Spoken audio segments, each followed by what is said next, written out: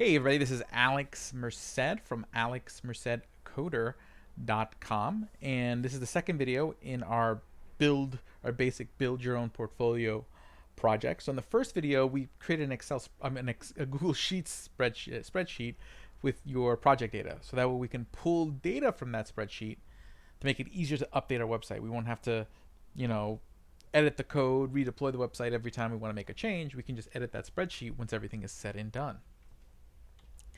Okay, but now what we actually need to do is start building our site.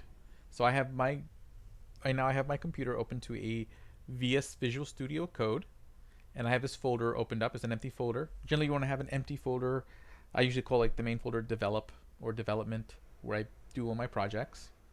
So I'm going to make a new folder in there called our portfolio. So this is going to be our portfolio that we're building. And then I'm going to right click on that to open up the terminal. Okay, another way you can do it is you can also just open up the terminal here, do a new terminal, but you see the terminal opens it up in the folder that I have open to VS Code. So VS Code is open to this Excel build folder. So that's where I'm at. And my portfolio folder is inside that folder. Okay, so I'm going to want to CD into portfolio to change into that directory. And if you like the little emojis that I have, I'm using a prompt called Starship. So you can Google Starship bash prompt, and you can find the directions to install it and set it up. I customized it so that way whenever a command succeeds, if the last command succeeded, it shows a happy face. If my previous command failed, it'll show a sad face. It just makes it easy for me to tell, like, did what I do work? So otherwise, it's the same as any bash terminal. It's showing me what folder I'm in, and then here I'm entering in a command. Okay. So now that I'm in this folder, what I'm going to want to do is create some files. I'm going to want to, and again, to create files, assuming you're using bash, so again, your terminal should be bash. If you see something like cmd, PowerShell, then these commands aren't going to work because you're on Windows, and Windows doesn't natively have bash. You could have bash on Windows by downloading a software called Git Bash, which I recommend that you download. And then you can change your default shell by selecting default shell, and you can choose from all the different shells that you have currently on your computer and choose bash. Okay, so that way you're using what I'm using. But touch means make a file, so I'm going to make an index.html because that's going to be where our website is, in the index.html. Okay, so actually let's make that first. So now I opened up my portfolio folder. There it is, index.html. I'm going to want to make some folders. So make dir, meaning make directory, is the command to make folders. I'm going to want to make dir a JS folder, a CSS folder. And I think that's good for now. Now I'm going to touch a couple more files. I want to touch something in my JS folder, js/app.js. So that, and then I want to touch a CSS, something in my CSS folder, a css/styles.css, and then one more file in my JS folder, js/components.js. Okay, cool. So what this does, it just makes these files. So now if I go into my CSS folder, see styles.css, and then if I go into my JavaScript file, app.js, components.js. Cool. Now, what we're going to do next is set up our HTML file. So here you can actually just hit exclamation point, and in exclamation point, okay, what this does is it uses Emmet. Emmet's already built in the Visual Studio Code. Emmet's like a tool that's you can find in all editors, but allows you to use like shorthand abbreviations to do to sprawl out a lot of HTML really quick. So reading tutorials on like how to use Emmet will really make you a lot faster at writing HTML. But again, you want to get used to writing it normally because you might not always have Emmet wherever you're at. So it's a nice thing to have in your personal workflow. But again, you might work at an office where they have a machine where you can't install Emmet. So, it's always nice to also be able to do without. Okay. You always want to not use tools once you got comfortable working without the tools first. You want them to be a nice luxury. You don't want them to become a necessity or a crutch, because then that will hurt you. But for the purposes of this is a quick way to sprawl out your HTML file with all the default stuff that you need. So that was nice. Now the thing we need is we need to connect all these files. First thing you always want to do, let's bring in our external files. I always like to use comments so we can see what's what. So I want to say all my external files, or all my external libraries, stuff from the outside. We're going to use 2 external libraries, so we're going to set those up first. And then you can hit Control/ to make a comment out of it. See that I made a comment. And actually I'll just get rid of these so that way it doesn't do that. Cool. All my external libraries. So we're going to use 2 libraries, jQuery and ShoeLace. And we're going to add them in that order. So first we're going to go to jQuery. So go code.jquery.com. And then here we're going to go grab jQuery. So I'm going to grab the minified jQuery library. Just copy this script tag. So I'm going to just copy and paste it. Copy. Then I'm going to head on over here. And I am going to paste that right below here. So there's jQuery. I'm going to save, just so that it pretties it up. I have an extension on VS Code called Prettier, set up that when I save, it automatically like sets indentations and stuff up for me. Okay. Again, you should get in the habit of just setting up those indentations yourself first before you jump in setting up all these extensions and whatnot. So that way you can operate without them, but they're nice when you have them. Okay, so jQuery is going to just allow us to manipulate the screen, the visuals of the website in a much easier way versus just doing it through straight JavaScript. Then we're also going to look up ShoeLace. ShoeLace.style. ShoeLace is a web component library. This is kind of like a newer thing you can do with websites. But basically what it does is that it's kind of like using something like Bootstrap, which has like pre-styled stuff for you, except these are full-on pre-styled web components. So instead of having to add like classes, you just use on like HTML tags, which is pretty cool. So save those. Cool. So those are external libraries. Those are 2 ShoeLace tags, bringing in ShoeLace's CSS and bringing in ShoeLace's JavaScript. Okay, and then this is bringing in that JavaScript. Cool. So that's that. Now we're going to bring in our custom code. This is the code that we're going to write. So I'm going to set that up as a put the comment. There we go. Our custom code. Always just like to make those so it's easier for you to find what you're looking for in the code. Now we're going to put in first thing we want to do is link so we have 2 JavaScript files. Okay, and the JavaScript files get read top to bottom. So generally we have 2.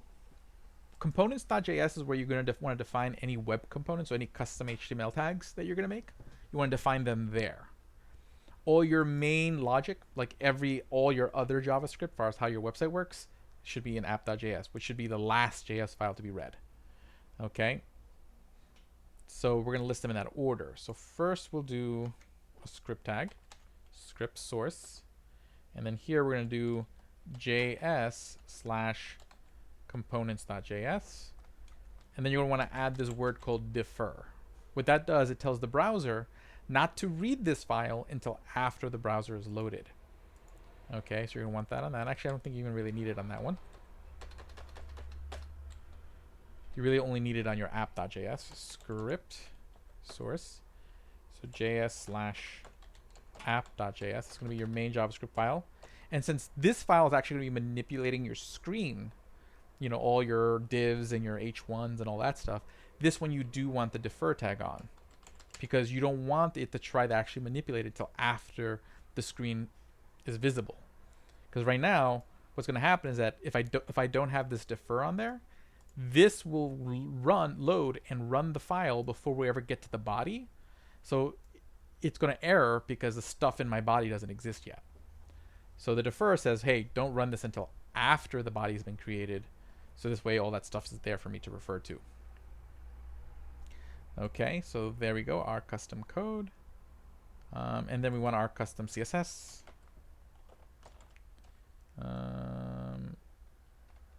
And actually, I want to put that right before. I really want our app.js to be the very last thing because it is manipulating things. You want it to be the very last thing that gets read. So I'll put that's a link tag to link CSS. So link. Actually, just do just link CSS. Okay, and that's going to be styles.css because that's what we called it. And that's in a folder called CSS. So I have to put CSS /. Okay, cool. Now I want to double check that I connected my files correctly. Okay, so what I'm going to do is I have an extension. So again, you can always install extensions by clicking right here in VS Code. And the reason why this is colored, if you like the colors, I'm using an extension called Peacock that's making it colored. I do have a video where I go over all my VS Code extensions, if you ever want to read that. But you want to install this extension called Live Server. Okay, and then Live Server, okay, Live Server, what it does is it's going to allow us to serve the folder that we're currently in, which technically is Excel Builder. So since that's what VS Code is open to, it's going to serve that folder. What I want to do is I want to see how this index.html looks like. So I'll open it with Live Server. Should open it up in my browser. So right now there's nothing because we didn't put anything on the screen yet. Okay, and just to show you how this works, if I added some text, so if I just put some gibberish here, I have autosave on. So see, it's auto saving. So anytime it saves new stuff, it's going to update and see that it updated. Now what I care about is like, did all that stuff I just added get connected? So I'm going to hit Control. I'm going to open up the DevTools. One way to open up the DevTools is just to hit right click and hit Inspect, and that's going to open up this tool set here.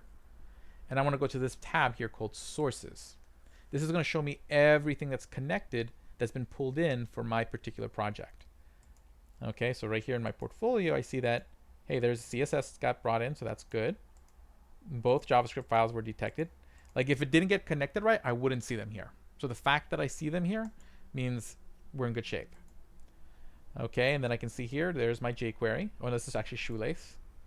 And this is jQuery. Okay. Cool. And then in here, we have the CSS and the JavaScript. Here's all the ShoeLace stuff. And then here's the jQuery stuff. Okay, so good. Everything has been loaded. So our site is, our boilerplate here is all set up. Cool. So that's the next step. We've set up the essence of our website. Now in the next video, we'll actually start building the website, but just walking you through all these steps. Now before we do anything else, what I'm going to want to do is get this on GitHub. So what I'm going to do, so you should have Git installed on your computer, so you can check by doing git -- version. Okay, Git version. And notice I want to be in my folder. I want to create this Git repository in my portfolio folder, because that's, you always want that your top level of your project, which is where my index.html is, to be where the repository lives, where the Git repo lives. The Git repo is the thing that's going to help me save my code, and then I can push it online later. So what we're going to do is I'm going to sit here and do git init, that creates the repository. Cool. And see, notice my prompt change. Like depending on what your bash prompt is, it should notice that you're in a Git repository and tell you what branch you're in. So see, mine says I'm on the master branch. Very cool. Okay, so I know I'm in a Git repository. If I go up one folder, cd ... that goes up one folder. Notice I don't see a branch anymore because I'm not in a Git repository. But if I cd back into portfolio, there I am. I'm in a Git repository. Okay. If your terminal does not say this, like it doesn't tell you, you don't see that like telling you what branch you're on, take a look into different tools. I like Starship. You can just install Starship onto your computer. Just Google it. Just to show you, it's like Starship command prompt. I like it. It's nice. Okay, and you can use this on Windows, Mac, or Linux. So you just go to this website and follow the directions to install it. Okay, so that way it gives you all those nice little hints and useful little tools. Okay, but cool. So we created a repository.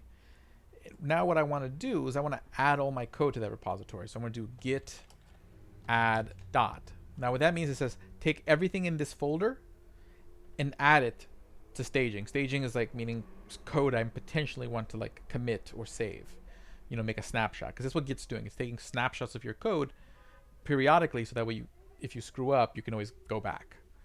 So git add dot, and if I do git status, see, I can see that all my files have now been added.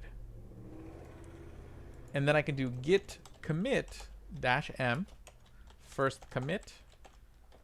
Okay, m just means like this is a message. So here's my message for my commit. You always want to put like a descriptive message. This is going to be a simple project, so I'm not being too descriptive here. But this is my first commit, git commit -m first commit. And then you should get some feedback like this that says, hey, you have a commit. Here's your commit number. Good, good, good, good. So now I've made a commit. Good. That means like, think of it as like saving your code. So now I can always go back to this commit. Like if one day, like I just want to go back to how the code looked at this moment, I can do that. But I'd like to back up my code online. So I can go to a website like github.com, which if you're developing, you should have a website. So I'd be logged into github.com and I'll click new to create a new repository, name my repository. So this is, we'll call this mock portfolio. Again, what we're doing is we're creating a, so you could actually find my, if you want to find this project, it'll be on GitHub, so you can look at it. Creating a portfolio using Google Sheets, a jQuery, ShoeLace, and web components.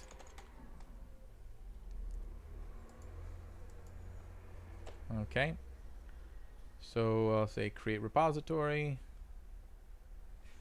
and then we'll hit there and hit save.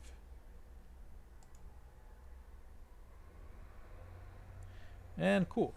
Now what I'm going to want to do is grab this URL here. So there's two of them, HTTPS, SSH. I'm going to use SSH because I have SSH set up on my computer. You should probably use HTTPS unless you have SSH set up. And if you don't know what SSH is, you don't have it set up. So I do have a video on that. So if you go to my programmer tools playlist, there's a video where I talk about how to set up SSH. It makes it nice and easy because then you don't have to type in your username and password all the time. But that's, so I'm going to use that. But what matters is that you get one of these URLs. Okay, I'm going to copy that. And then I'm going to tell my repo that I'm going to push my code to that place. So I'm going to do git remote, which means a remote repository, that online place to back up to. Git remote add, and I'm going to call it origin. And then I'm paste the URL. And there's the URL. Cool. And just to double check that I added it right, I can do git remote -v, and there I can see that, hey, look, there's a remote called origin that's been listed to my remotes. So now I should be able to do git push origin master, and ta-da, it's been pushed up. So now if I go over here and I refresh, there's my code. Okay, now I notice that this looks a little plain. So I'm just going to add one more thing. I'm going to add a readme file. So I'm going to just create one more file here called readme.md. Being like, I'm going to just put, this is written in a language called Markdown. Markdown is like a really simple language. So like one hash is like an H1, 2 is like an H2, you know, basically. And then you just, so I'll just say my mock portfolio. This is a portfolio. This is a mock portfolio made using Google Sheets, ShoeLace, jQuery, and web components. Cool. Okay, mock portfolio, good. And now, if I go do git status, and again, I have autosave on, so that's why it's just all saving. See, readme is in red because I haven't added it yet. So I'll do a git add dot. Then I do a git status. And see, now it's green. So then I can commit. So git commit -m. Added a readme. So again, descriptive messages. So that way you know what that commit's about. And then I do a git push. Git push origin master, and that pushes it online. So now I go over here and I refresh online, and see there's the README. And then if again, see I can see all the commits I've made right here. See 2 commits. And if I go back here, I can be like, oh look, there's this commit, and I can actually look at that specific commit and look at the code at that stated time. Okay, I can even go back and like download the files. So if I want to like go back to a point and like be like, I really, really want to work from the code from this point because I screwed it up so much, I can find the commit that I want and just like copy those files. It's a really useful thing to commit a lot. Okay, you should be committing after you do like every sort of thing. Okay, that's only scratching the surface of what you can do with Git. Let me go back to the code. Okay, so here I am. And I think we're all set up, so we're going to wrap up this video, and I'll see you guys in the next video. We'll actually start building up the page itself.